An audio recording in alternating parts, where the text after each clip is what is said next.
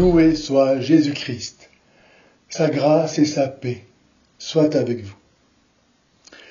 Je ne fais pas cette vidéo pour relativiser ou nier la nécessité du dialogue entre membres de religions différentes, mais pour dénoncer quelques incohérences et dangers que l'on trouve dans la pratique actuelle du dialogue islamo-chrétien, conduisant à la perte des âmes.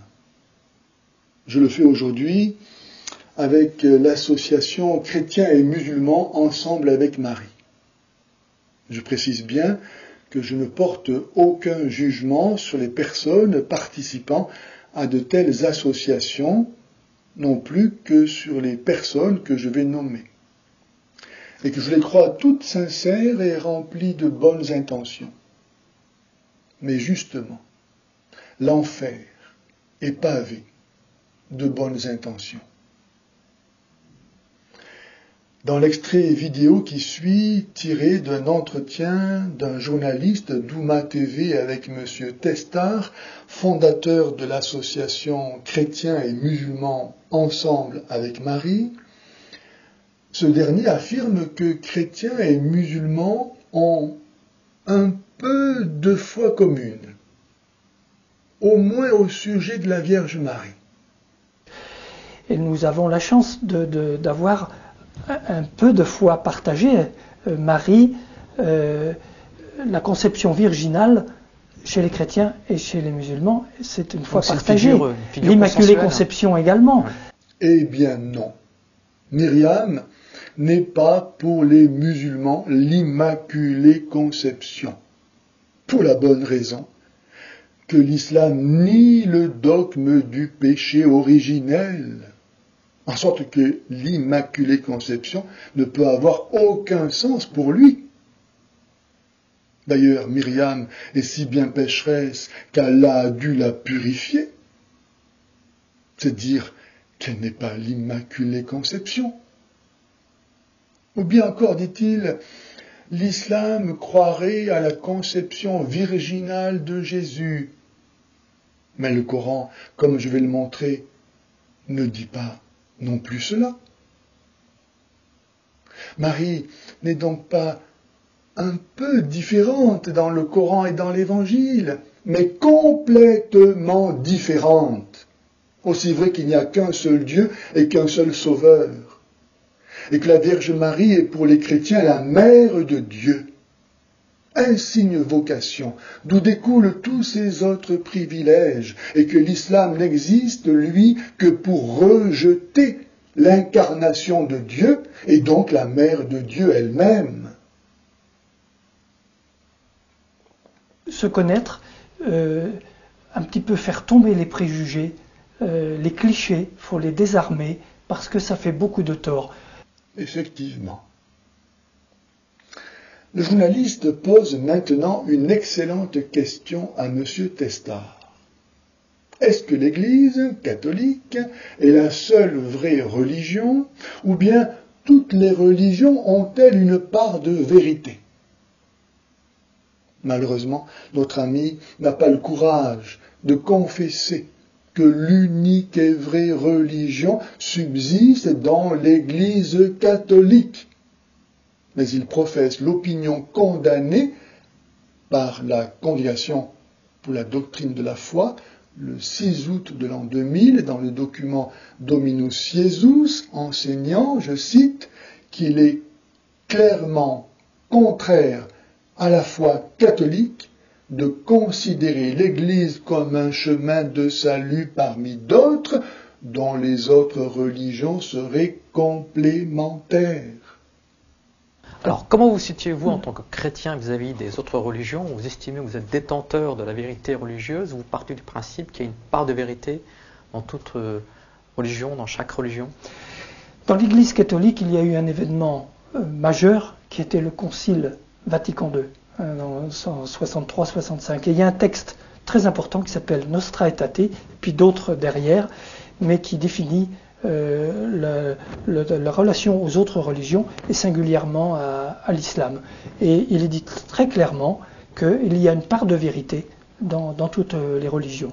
Et que cette part de vérité, il faut la découvrir, il faut s'en recevoir aussi. Comme par hasard, l'autorité de Vatican II est avancée pour justifier ce qui a déjà été maintes fois condamné par l'Église.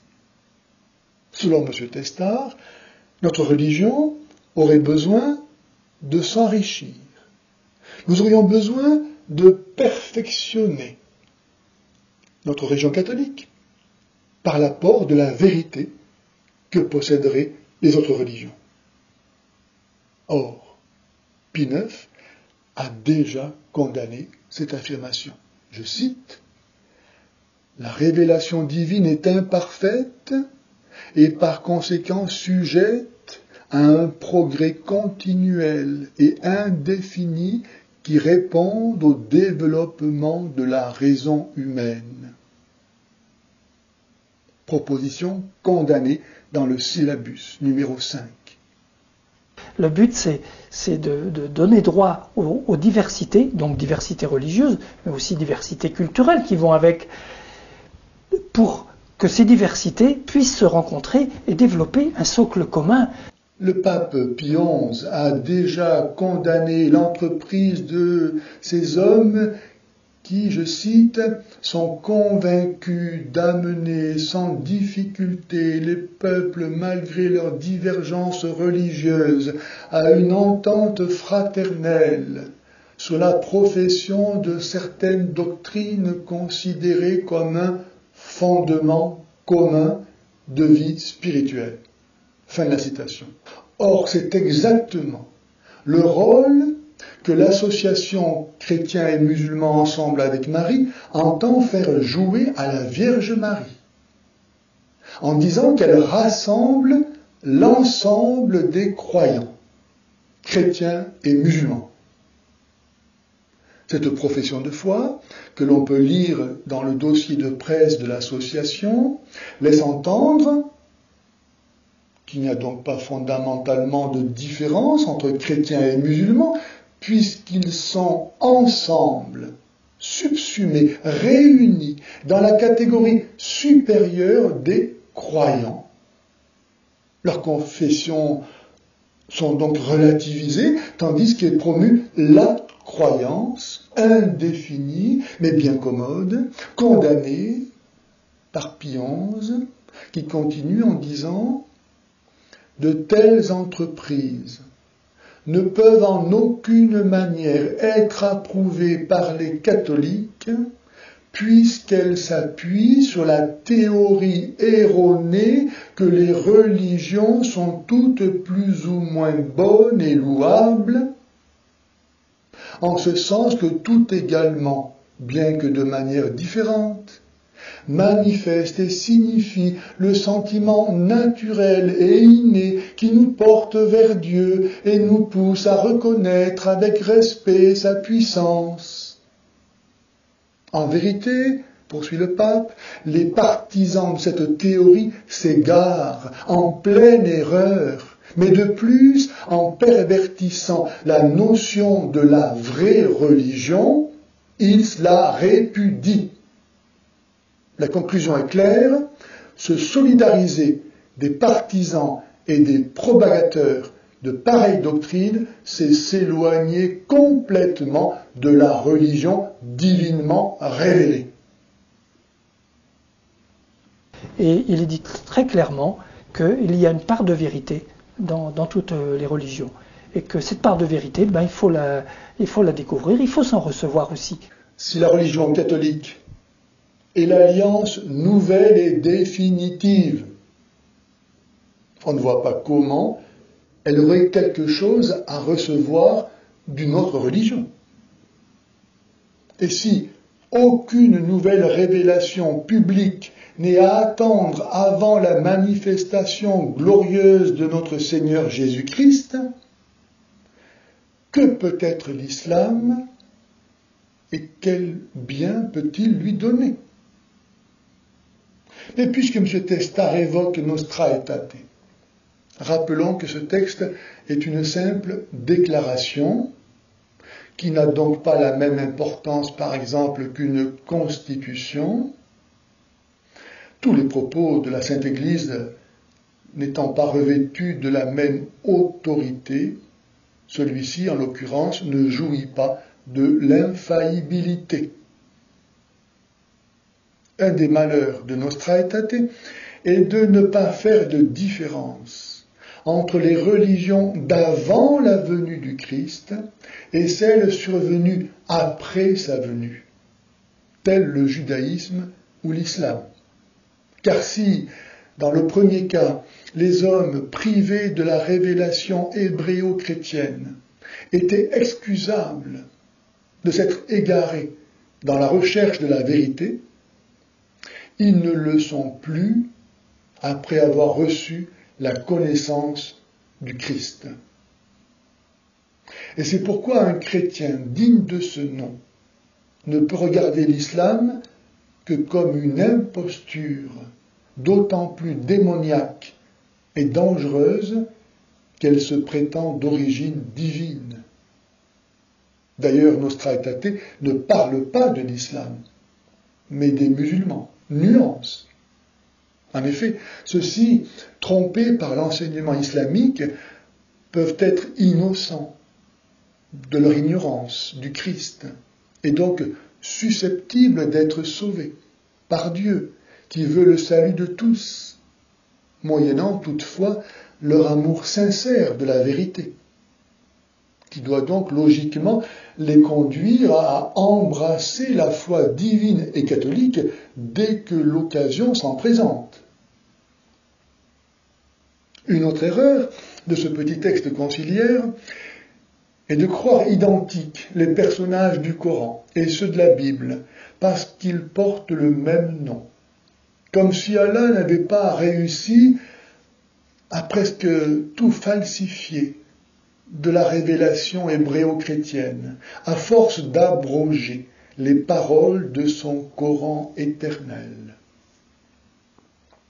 En effet, non seulement l'Abraham coranique se distingue par sa soumission à Allah, alors que l'Abraham biblique se distingue par l'alliance conclue avec Dieu, préfiguration de l'alliance nouvelle et éternelle, dont l'annonce sera ensuite portée par les prophètes et qui sera scellée au bénéfice de tous par la mort et la résurrection de Dieu incarné.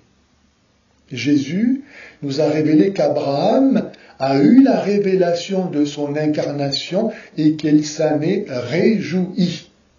Or, ce n'est pas du tout ce que font les musulmans, imitant l'Abraham coranique, puisqu'ils rejettent comme abominable la foi en l'incarnation de Dieu. De même, affirmer que les musulmans adorent le Dieu unique, vivant et subsistant, miséricordieux et tout-puissant, créateur du ciel et de la terre, qui a parlé aux hommes, pour laisser penser que les musulmans adorent le même Dieu que les chrétiens, qui lui aussi est unique, vivant et subsistant, miséricordieux et tout-puissant, créateur du ciel et de la terre, et qui a parlé aux hommes. Or, il ne suffit pas de partager quelques points communs pour être identiques. Si par exemple, vous demandez à rencontrer un monsieur d'environ 50 ans, portant barbe et chapeau, blanc de peau et d'1,80 m de haut, plusieurs hommes pourront vous être présentés. Mais parmi eux, un seul aura peut-être l'état civil de celui que vous recherchez. De même, savoir des choses vraies sur Dieu ne suffit pas à connaître le vrai Dieu. Si par ailleurs, vous affirmez des choses fausses à son sujet, comme c'est le cas des musulmans, affirmant qu'il a envoyé Mahomet, ou niant qu'il soit Trinité. Pour connaître quelqu'un, il faut écouter ce qu'il dit, car, comme dit Jésus, la bouche parle du trop-plein du cœur. Et la parole de Dieu qui révèle donc Dieu, selon le Coran lui-même, c'est Jésus-Christ, et non pas le Coran. Une autre erreur contenue dans ce petit texte conciliaire est de louer la vie morale des musulmans. Or, en islam, il n'y a pas de loi naturelle, c'est-à-dire de loi divine connaissable par la raison. Or, sans usage de la raison, il n'y a pas d'acte moral possible. La seule loi que connaît le musulman lui est révélée par le Coran.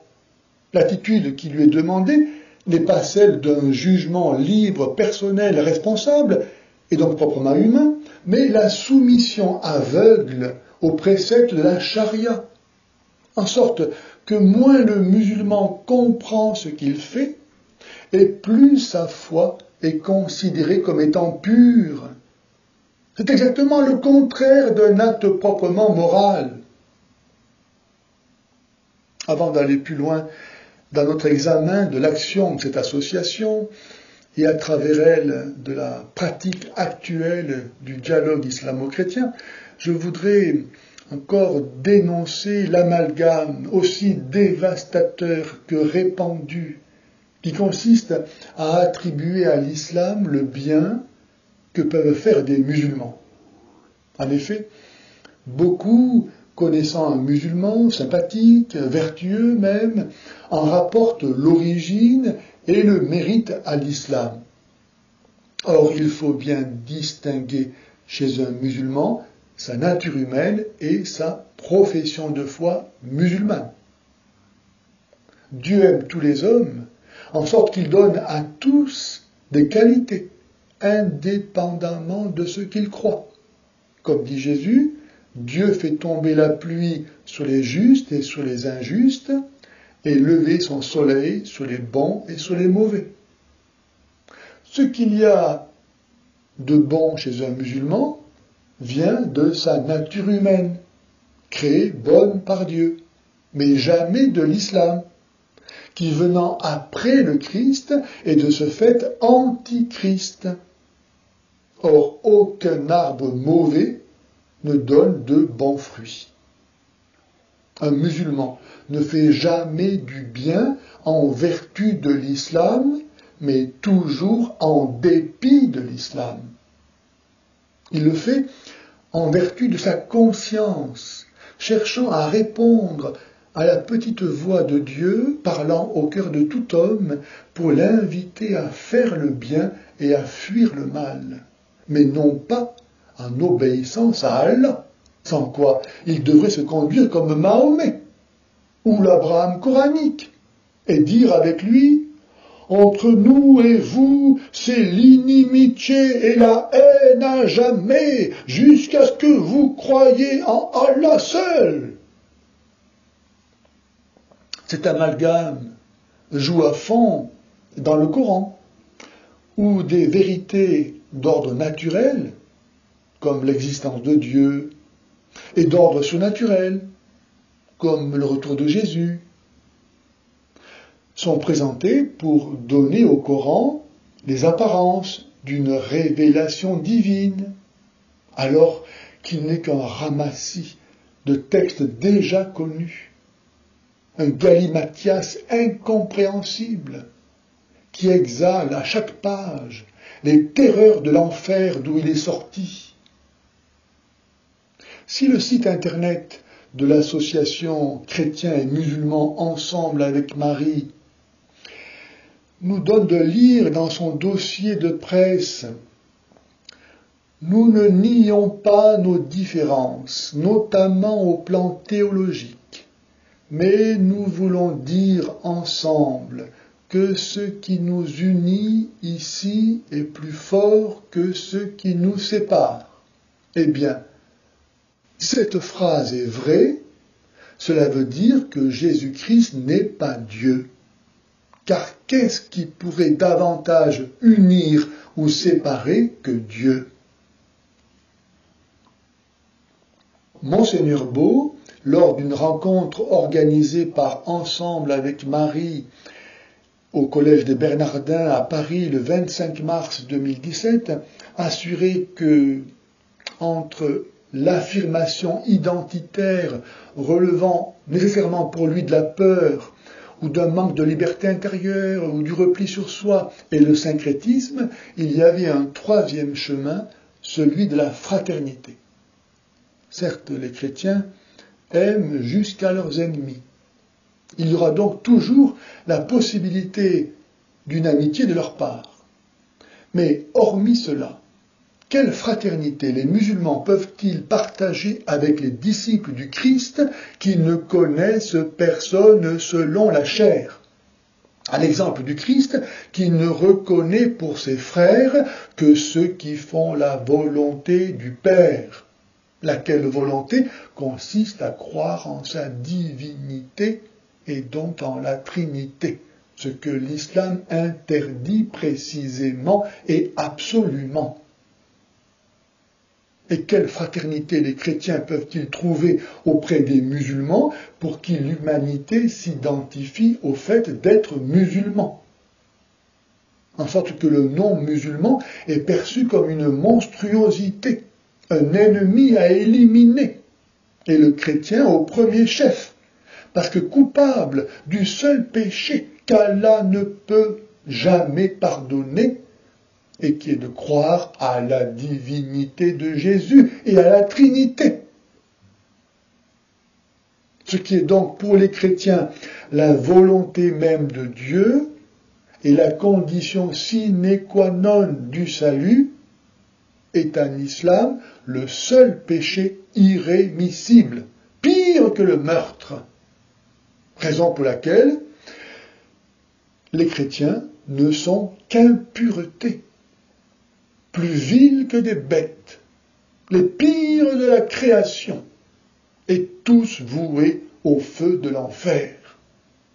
Aussi, Allah demande-t-il aux musulmans de ne pas les prendre pour amis, mais de les tuer sans relâche. C'est dire que chrétiens et musulmans, pour se reconnaître frères, comme le demande Monseigneur Beau, doivent absolument mettre de côté leur foi. Est-ce réellement ce que les uns et les autres souhaitent? Je vais encore dénoncer le fait que ces rassemblements islamo-chrétiens se tiennent dans des églises, lesquelles, selon le code de droit canonique, doivent, je cite, donner aux fidèles les moyens de salut par l'annonce zélée de la parole de Dieu, favoriser la vie liturgique surtout par la célébration de l'Eucharistie et de la pénitence, et entretenir les pratiques éprouvées de piété populaire. Est-ce que l'islam est un moyen de salut? Est-ce que le Coran est la parole de Dieu? Est-ce que ces rencontres favorisent la célébration des sacrements et entretiennent les pratiques éprouvées de piété populaire? La commission épiscopale de liturgie de France a rappelé que, je cite, « l'Église n'est pas un simple lieu public, une salle disponible pour des réunions de tout genre, mais que la vraie manière de donner vie à une Église est de l'utiliser pour le service essentiel pour lequel elle a été voulue et bâtie, c'est-à-dire la pratique de la religion catholique. »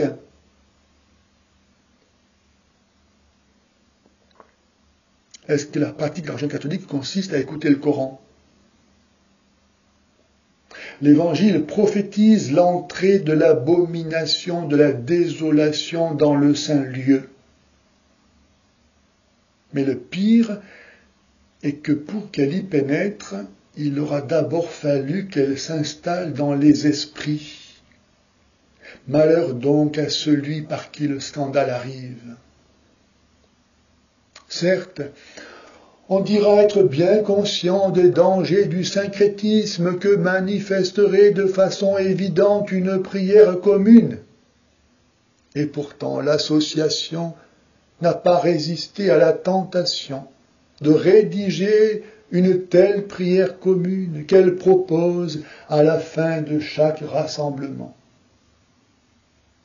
Et la revue en ligne Aletheia annonçait la tenue à Paris le 5 mai dernier d'une telle rencontre par cet intitulé « Chrétiens et musulmans appelés à prier ensemble avec Marie ».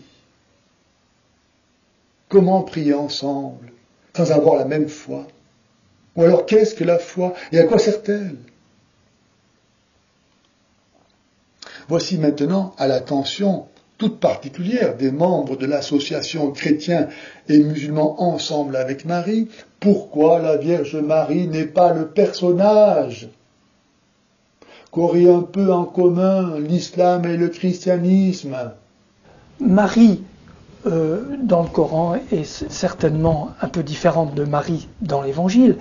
Il est vrai que dans le Coran, celle qui passe pour être la Vierge Marie, Myriam, est désignée par son nom, et même préférée à toutes les femmes. Mais ce privilège, qui en dit long, est bien vite relativisé par la remarque qu'elle n'est qu'une fille. La misogynie talmudique exprimée chaque matin par tout juif pieux, remerciant Dieu de ne pas l'avoir créée femme, n'est pas loin.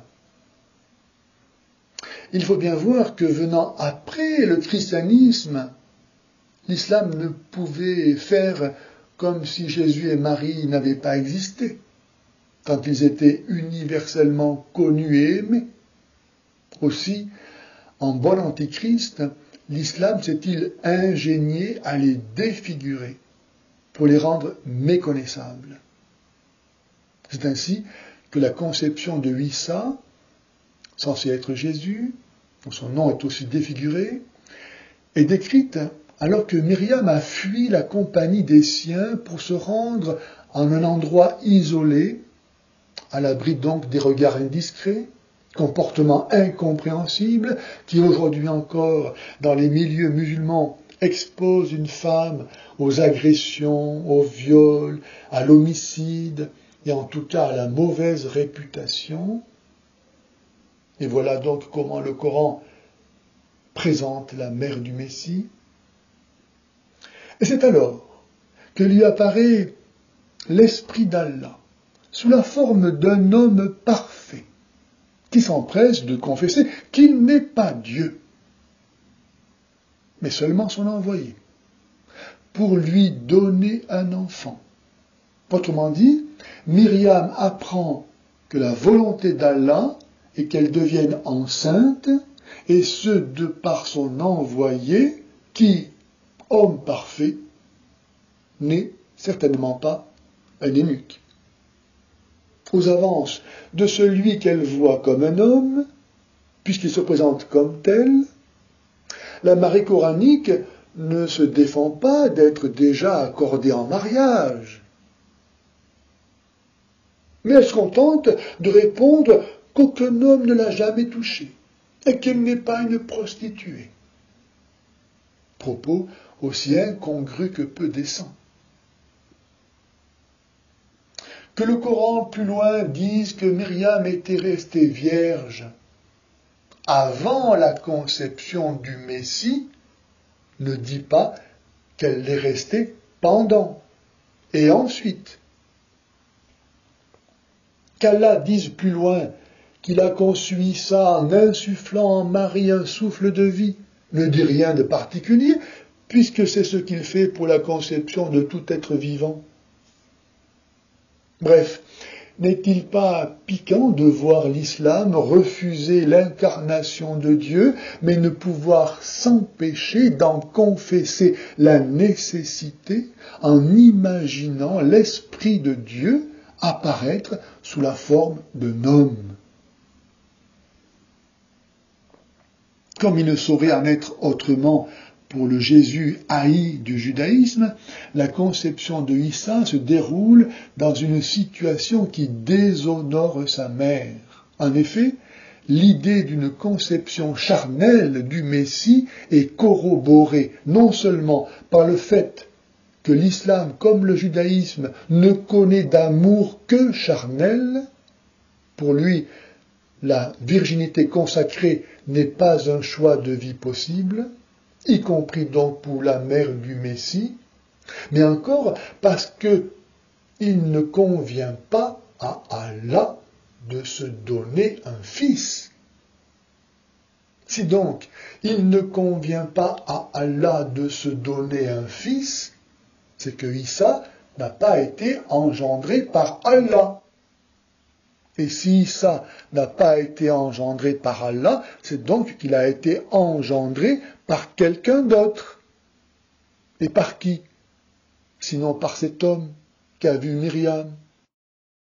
Pourquoi Allah a-t-il voulu que Myriam voie un homme et non pas l'archange Gabriel? Le Coran confirme encore l'idée de la conception charnelle du Messie lorsqu'il l'identifie à celle d'Adam, pour la création duquel Allah a eu besoin de sperme.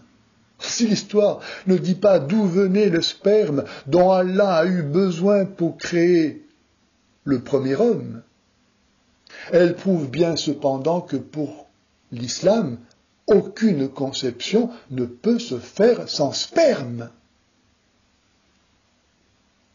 Pour échapper aux problèmes soulevés par le récit de la conception de Issa, les savants musulmans présentent un autre texte, celui des anges annonçant à Myriam sa grossesse, en sorte que l'esprit d'Allah, chargé de donner un fils à Myriam, ne serait ni Dieu ni homme, mais des anges. Cette explication pose néanmoins de nouveaux problèmes. Car si l'esprit d'Allah est plusieurs anges, qu'est-ce que l'esprit d'Allah et qu'est-ce qu'un ange? Et quel rapport y a-t-il entre l'esprit d'Allah et le démon, qui est précisément légion, beaucoup? Mais voilà qu'Issa, pas plus tôt né, parle déjà. Et pour dire quoi? Pour enseigner à sa mère le mensonge. En effet, afin de donner une justification acceptable de son absence, il l'invite à dire qu'elle s'était retirée au désert pour y jeûner en l'honneur d'Allah. Le Coran révèle ainsi, d'une part, son ignorance du mystère de Jésus, qui, s'il avait fait des miracles dès son enfance, aurait compromis sa mission, et d'autre part la calomnie talmudique de la Vierge Marie. Car si Myriam doit mentir pour expliquer son absence, c'est donc que celle-ci n'était pas honnête. Notons que la religion d'Allah sert déjà ici de prétexte pour mentir, cacher l'inavouable. Mais qui croira enfin qu'une jeune fille tombée enceinte hors mariage revienne avec l'enfant chez les siens où l'attend la lapidation? Même si Myriam s'était mise à compter sur l'éloquence miraculeuse et persuasive de son nouveau-né pour attester de l'origine divine de celui-ci et sauver ainsi sa peau et celle de son enfant, elle n'aurait pas agi en cela avec prudence et sagesse, et n'aurait donc pas mérité son titre de vierge sage. Mais voilà que ce qui devait arriver arriva. Sa famille, à la vue de l'enfant, la traite de prostituée. « Ô sœur d'Aaron, ton père n'était pas un homme mauvais, et ta mère n'était pas une prostituée. » Autrement dit, toi, par comparaison, tu es mauvaise et tu es une prostituée. Et non seulement cette louange des parents de Myriam donne voix à la calomnie talmudique traitant Myriam de prostituée et Jésus de bâtard, mais elle justifie leur union incestueuse, car Amiram avait épousé sa tante Jochébed, union condamnée par le Coran, mais que le judaïsme talmudique autorisait et autorise toujours, et qui pointe donc l'origine talmudique du Coran. Bref, voulant se substituer au christianisme, l'islam ne pouvait éviter de faire référence à la conception miraculeuse du Messie et à la sainteté de sa mère. Mais il n'a pas pu s'empêcher de laisser sourdre dans le Coran les blasphèmes dont regorgent les écrits talmudiques qui l'inspiraient. À la différence de l'Évangile, où tout y est clair et saint, parce que Marie y conçoit par la seule et pure opération du Saint-Esprit, sans le concours d'aucune apparition d'homme, et où son mariage avec Joseph la protège de la diffamation, donnant à son enfant légitimité et prestige. Le Coran ne parvient pas à cacher la haine talmudique dont il est pétri à l'endroit du Christ Jésus et de la très sainte Vierge Marie. Et quand on regarde, nous chrétiens, comment les musulmans témoignent de Marie, nous sommes souvent bouleversés. Heureusement que les musulmans ne connaissent pas tous la religion qu'ils professent. Et dans cette ambiance un petit peu liée au terrorisme islamique ou à cette difficulté à l'immigration, etc., ça nourrit d'autant plus les peurs, d'où, je crois, des initiatives comme la nôtre travaillent à diminuer cela et à changer les mentalités. L'islam s'est toujours imposé et ne se maintient que par la terreur. C'est ainsi qu'il a engendré un peuple de soumis. Que veut dire changer les mentalités? Est-il possible que les musulmans changent de mentalité sans quitter l'islam, source des violences dénoncées? Ou bien serait-ce aux populations non musulmanes à changer les leurs, pour cesser d'avoir peur de l'islam, et donc l'accueillir et devenir à leur tour musulmanes? Les associations islamo-chrétiennes ne peuvent pas ne pas présenter l'islam comme respectable, aimable et donc légitime. À l'exemple du père Henri de la Hougue, professeur à l'Institut catholique de Paris, qui milite pour que les chrétiens aient, je cite, une vraie estime de la foi des musulmans. Quelle abomination! Le danger est là. Donner à l'antichrist islam légitimité et crédibilité, et réduire l'Église à n'être qu'une proposition parmi d'autres dans le supermarché de la religion. Comment toucher le cœur des musulmans sans cautionner l'islam? L'enjeu est là. Je sais que l'entreprise n'est pas facile. Mais pour ma part, je ne vois pas d'autre stratégie que la radicalité des apôtres. Saint Paul demande de ne pas faire du dialogue un but en soi, mais cela implique d'avoir un autre projet que celui de se bâtir une image conforme aux standards du religieusement correct, ou de conjurer une peur inavouée. D'ailleurs, le dialogue ne peut se faire qu'avec des individus, jamais avec des représentants de l'islam, pour la bonne raison qu'ils n'existent pas.